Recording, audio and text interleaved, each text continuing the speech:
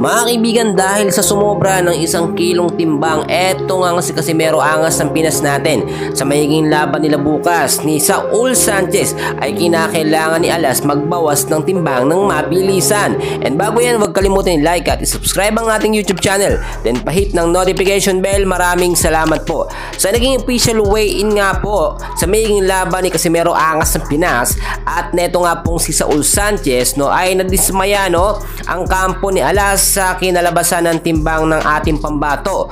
Sumobra po kasi ito ng 1 kilo. Samantalang eto namang si Saul Sanchez ay sakong-sakto lamang ang kanyang timbang, which is parang nanalo na nga sila sa kanilang timbang pa lamang. Kasi nga naman itong si Casimero Cuadro Alas, kung hindi niya maitatama ang kanyang timbang bago ang magiging laban nila bukas ni Saul Sanchez, ay posible itong makansilado or ma-disqualify.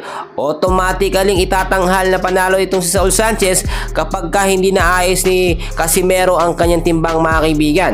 Sa pagkakataong ito, naging problema na ito, mga kaibigan, dahil hindi nga po binantayan ng promoter ni Alas ang kanyang kondisyon. Kung matatandaan po ninyo, nagtimbang itong si Angas ng Pinas bago ang kanyang laban o 9 na araw bago ang kanyang magiging araw. At sabi po niya, nasa 122 pounds na siya noong mga taon na yon o mga araw po na yun, mga kaibigan. Which is kung titignan natin, dapat mas mababa na o mas kuhang-kuha na ni Alas ang timbang niya ngayon, mga kaibigan.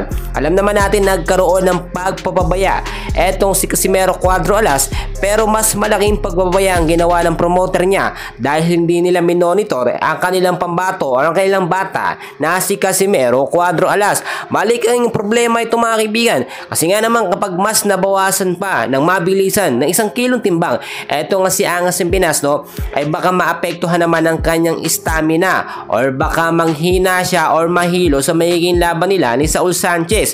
Kaya naman ang sinasabi natin, round 5 hanggang round 6 na magiging laban kontra kay Sanchez ay tila parang magiging malabo na, mga kaibigan.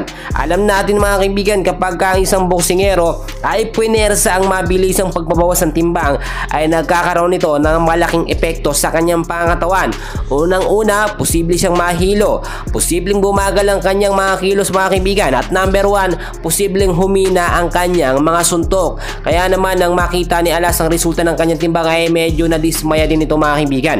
Sa pagkakataong ito, marami pa rin nagbibigay ng suporta kay Alas na kayang-kayang magawa ng paraan at posibleng paboran naman ng Japan boxing community etong magiging desisyon ni Alas na kahit sumobra siya ng 1 kilong timbang ay itutuloy pa rin po ang laban kontra kay Sanchez. Well, alam naman natin sa bansang Japan walang imposible at mangyayari ang mangyayari basta mga bigating laban.